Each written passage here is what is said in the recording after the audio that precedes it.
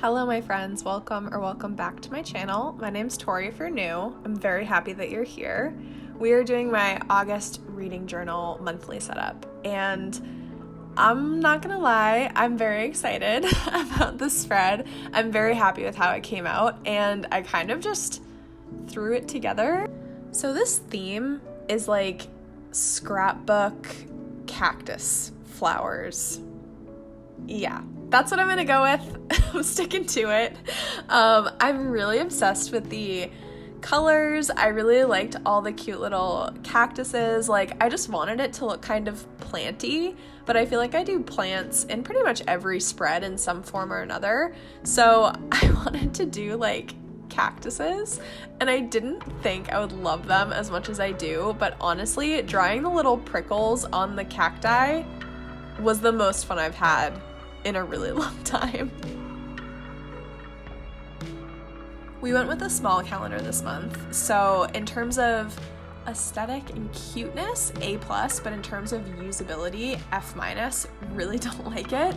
I'm a very visual person, so I like to actually write in my calendar when I want things like done and stuff like that, so visually it's not the best for me when I'm using it, but I do like how it looks. And then I did a song of the month this month, which I don't usually do, but I'm obsessed with I Ain't Worried by One Republic ever since I saw Top Gun. I'm obsessed. I'm listening to it. It's like the song of my summer. And then the page on the right is where I'm using to plan out all of my content for the month. So my YouTube, my Instagram, and then I have a little quote at the bottom that says, life isn't about finding yourself, it's about creating yourself. Because I don't know about y'all, but I love me a good corny inspirational quote. Please let me know in the comments below, how was your reading month in July? What are you looking forward to in August? What was your favorite book of July? What was your least favorite book? What are you most looking forward to reading in August? For me, July was actually a good reading month, and I was surprised because I was really just following my mood reader tendencies, and whatever I was gravitating towards, that's what I picked up. And it was really fun. I had a good time. I didn't follow any like set TBR really. So yeah, I am very happy that I read like 13 books total in July, which is what I typically read, but I was surprised because I wasn't in a super reading mood all the time, and I still kind of hit that 13 book mark. So that was really nice. And then in August, I'm really looking forward to reading Every Summer After. It's our book club pick. I know that I've talked about this a lot, but I actually am so excited to read that book because of the vibes. Like, that is just what my mood reader heart and soul wants to read right now. So I'm very excited for that. I'm also really excited for all of the readathons that are happening in August. I decided not to participate in the magical readathon, the like fall semester, because honestly, it just got really confusing to me, and I was not there to be confused. I'm here to have fun and read good books, but I don't know, it was just like a lot. So I stopped doing the magical readathon, but I'm going to be doing the full moon readathon, which is hosted by Jan Agaton, and she's on Instagram and BookTube if you want to go watch her. And then I kind of want to participate in the Studio Ghibli readathon, which takes place all month, and it's hosted by a bunch of different people, but I'll probably be on Cammie's team from Burrows and Books. I'm just so excited. I love, like, the book community just gets so into like readathons and hosting them, and then as we're getting into spooky season, we're gonna have a bunch of spooky readathons. So overall, I'm just very excited about everything. Yes. Now we're on to my fave quotes page.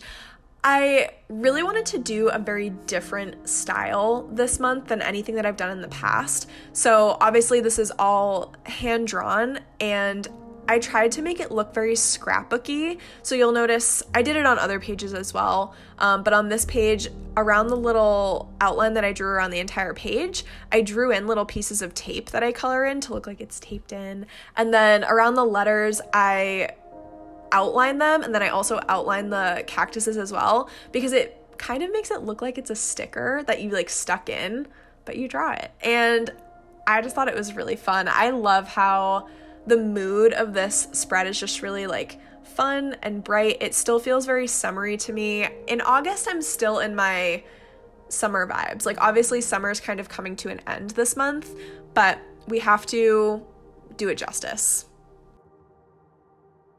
Let me know what your favorite season is. Are you a summer girly, an autumn spooky season girly, winter, spring? For me, I'm torn. I'm probably equally torn. I love summer a lot because I feel like you can just enjoy the sunshine, be outside, do your favorite things. Like, it's just such a vibe.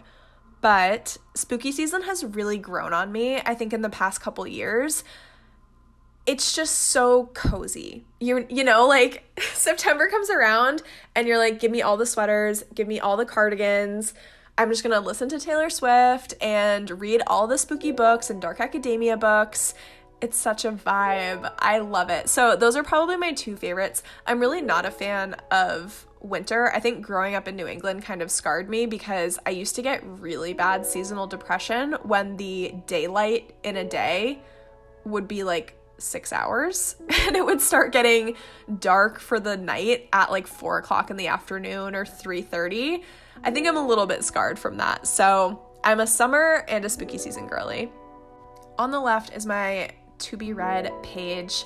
I did 5 boxes. I'm not sure yet how I want to use this month because I don't want to force myself to a very strict TBR, but I mentioned there's a couple of readathons going on this month.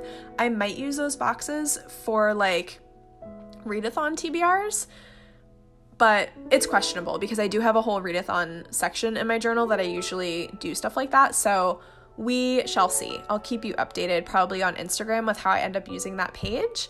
And then I added a new page to my monthly spread. So I'm going to start doing a book club pick page.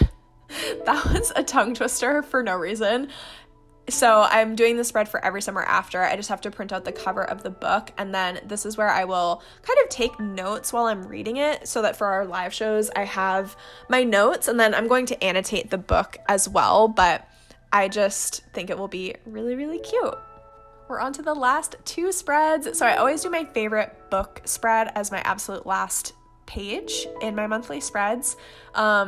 I'm so excited at the end of this year to look through my favorite books of each month. However, sometimes it's really hard to just pick one favorite book. So it's going to be an interesting like favorite books of 2022 video because I'm excited to look through these pages. So I'll have 12 just because one of each month. However, I've read so many like amazing 5-star books this year that picking even just a top 5 favorite books of this year is going to be so difficult. And then on the left side is my, for lack of a better word, like weekly spread page. Basically, I just have boxes that say week 1, 2, 3, and 4.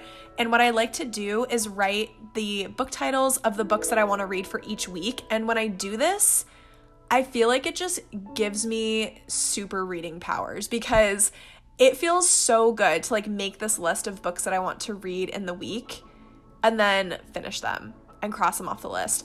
Now, this might sound to you like a TBR, and you're not wrong. You're not wrong for thinking that way. But I don't know what it is. I kind of just like trick my brain into saying, okay, you have a whole week.